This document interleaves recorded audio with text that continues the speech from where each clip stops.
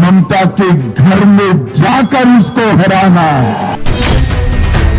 पश्चिम बंगाल जहां कभी ये कहा जाता था कि दीदी अजय, आज उसी बंगाल से बता दे कि सबसे बड़ा राजनीतिक झटका सामने आया है। ममता बनर्जी जो ये कहती थी कि भवानीपुर उनकी सीट है, आज वही ममता बनर्जी भवानीपुर जैसी अपनी सबसे सुरक्षित सीट से चुनाव हार गई है। उन्हें हराया है बीजेपी के शुवेंदु अधिकारी ने और हार का अंतर रहा है करीब 15,000 वोट।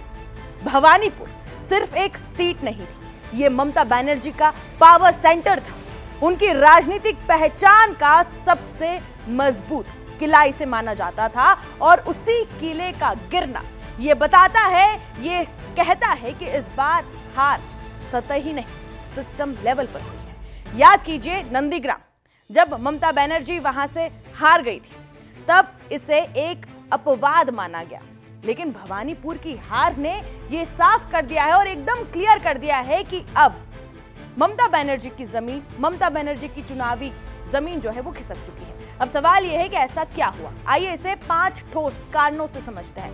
पहला कारण ओवर कॉन्फिडेंस। भवानीपुर को पूरी तरह सुरक्षित मान लिया गया ममता बनर्जी की तरफ से। दूसरा कारण cadre collapse, booth level network जो है यहाँ पर कमजोर पड़ा टीएमसी का।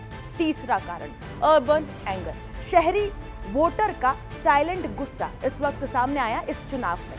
चौथा कारण शुवेंदु अधिकारी की आक्रामक रणनीति, चुनाव को सीधा प्रतिष्ठा की लड़ाई बना दिया गया बीजेपी की तरफ से। और पांचवा कारण नैरेटिव शिफ्ट किया गया, चुनाव ममता बनाम बाकी से परिवर्तन बनाम निरंतरता बन गया। अब जरा उन चेहरों पर नजर डालिए जो इस सत्ता के स्तंभ में थे और अब एक एक करके ये गिरते चले गए ममता बनर्जी के साथ। सबसे पहले बात करते हैं शशि पंजा की। श्यामपुकुर सीट से ये हार गए हैं। बीजेपी की पूर्णिमा चक्रवर्ती ने करीब 9,000 वोटों से इन्हें हरा दिया।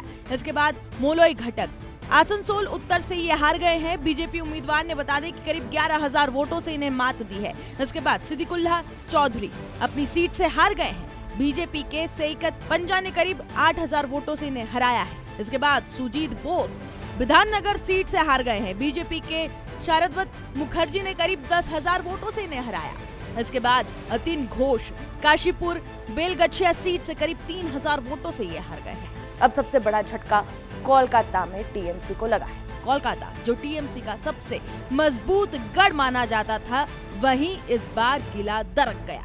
विधाननगर से शारदवत मुखर्जी की जीत हुई है। श्यामपुकुर से पूर्णिमा चक्रवर्ती की जीत, काशीपुर बेलगछिया से बीजेपी उम्मीदवार की जीत। इन नतीजों ने ये बिल्कुल साफ कर दिया है कि टीएमसी का शहरी नेटवर्क अब पहले जैसा मजबूत नहीं रहा और ये ढह गया।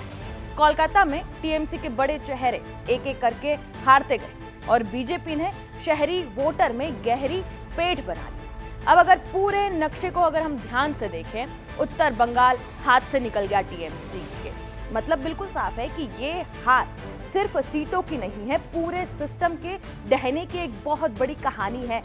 अब सवाल ये नहीं है कि टीएमसी हारी कैसे, सवाल ये है कि इतनी मजबूत दिखने वाली सत्ता इतनी तेजी से कैसे गिरी। क्या ये सिर्फ एंटी इनकम्बेंसी थी या जमीन पर सत्ता पहले से ही बदल चुकी थी और नतीजे सिर्फ उसका ऐलान थे। जो जनादेश आया है उसने ममता बनर्जी को संदेश दे दिया है। बंगाल की राजनीति अब नए दौर में, जहां हर चुनाव एक नई लड़ाई है और कोई भी किला अब अजय नहीं रहा। अगर आपको ये वीडियो पसंद आया है तो इसे लाइक शेयर जरूर करें और ऐसी ही तमाम खबरों के लिए जुड़े रहें जी न्यूज़।